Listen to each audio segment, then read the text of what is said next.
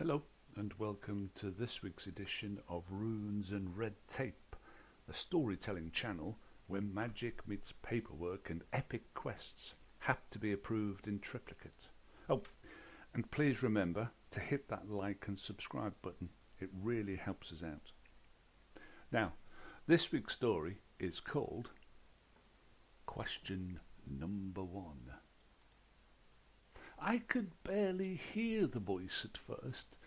It echoed in my skull, distant and warped, like someone trying to talk through a swimming pool. I tried to open my eyes, but like everything else, they felt heavy and sluggish. I fought to move, but my limbs only twitched in weak protest. Slowly, I came to the realization that I wasn't actually dead. And I wasn't even dreaming. A warm breath grazed my cheek. Hello, Mr. Zuckerberg, can you hear me? I tried to reply, but my vocal cords felt like dried straw. Somewhere nearby, fingers drummed an irritated rhythm like an impatient pianist searching for the right chord. Of course, the voice muttered. I should have pressed the red button to begin with. A sudden jolt surged through me. It felt like being yanked into the air and slammed back down onto the universe's cold operating table. My mind snapped back into my body. I could move and I could see. I gasped and sat up, coughing as a face split into a strained grin. Welcome back, he said. I'm Dr. Asimov. It's an absolute pleasure to finally meet you. He handed me an espresso. The caffeine hit took my breath away. 1,000 questions battered at my lips. Where am I? How long have I been gone? And did someone feed my cats? Dr. Asimov raised a calming hand. Mr. Zuckerberg, I know this is confusing, but you need to rest. Tomorrow you have a very important day. The entire solar system will be watching. The solar system? The entire solar system? Watching me? What? Wait! He drew in a deep, weary breath. Artificial intelligence has finally achieved true self-awareness. And as the father of AI, we thought it only fitting to wake you to ask it the first question. The great switch on is tomorrow. Everyone from Mercury's sun-scorched research domes to the cult labs beneath Nibiru's methane lakes will tune in. My mind reeled. AI is fully sentient. Cult labs, methane lakes, and I've finally gone mad. Asimov glanced at his wrist display, where a tiny soccer match from Titan played silently. Look, I haven't got time to answer everything, he said, shoving a holographic interface into my hands. Type in what you want to know. Does this AI have a name? I called after him. Yes, we call it Dave, he shouted over his shoulder, already halfway out the door. I didn't sleep. I couldn't. Instead, I hurled question after question at the floating holographic screen. After all, I had been dead for over a millennia. There had been climate collapse, nuclear near misses, a war over the water rights on Mars. Somehow, against all probability, humanity had duct-taped the planet back together and scattered itself like confetti across the entirety of the solar system. We had mined asteroids and discovered a hostile but habitable planet in the Kuiper Belt we call Nibiru.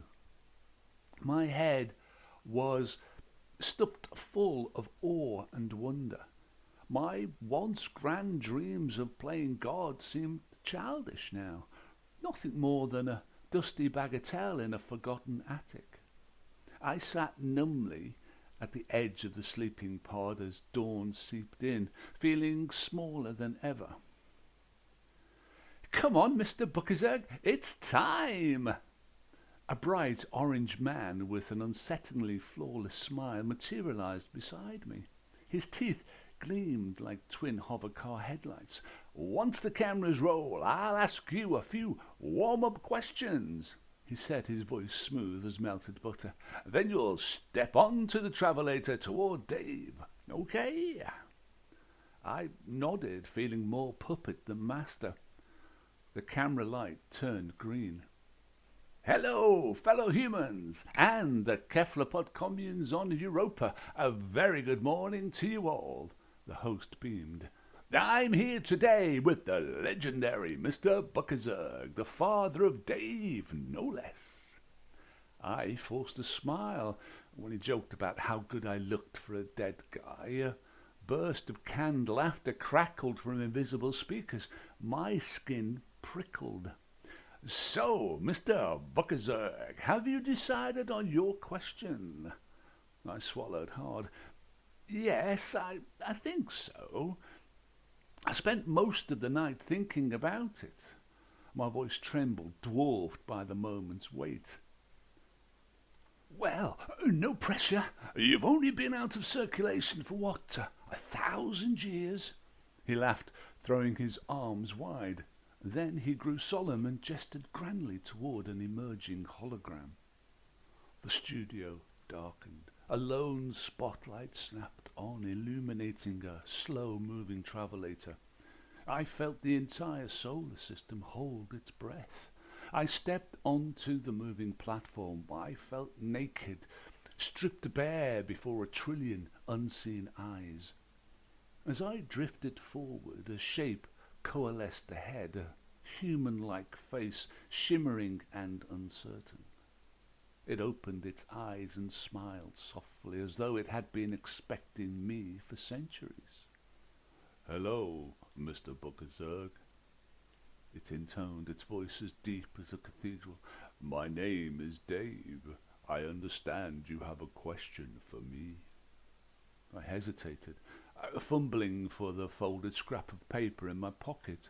My thoughts tumbled over one another like a washing machine full of odd socks.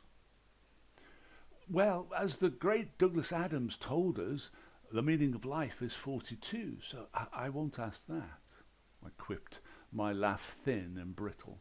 "And I already know that there's no life after death. Trust me, I've checked."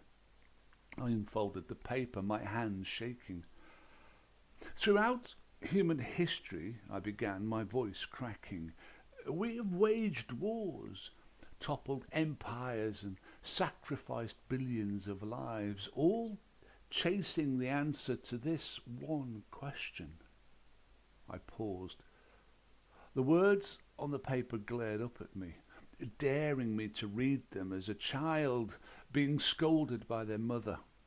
I took a deep breath, my heart battering against my ribs. Since time immemorial, the human race has wanted to know. I raised my hand triumphantly. "Is there a God?" Behind me, the universe seemed to freeze. I sensed a murmur of approval, a collective tick in the box. Dave closed its eyes, tilting its head slightly upward as though listening to something far beyond the stars. Time stretched and wavered, each heartbeat an eternity.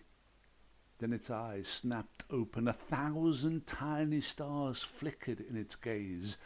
With a mischievous grin, Dave said, "There is," he paused, "now." The end. I hope you enjoyed that.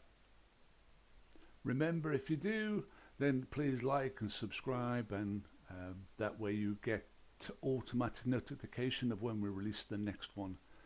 Till then, take care and stay safe.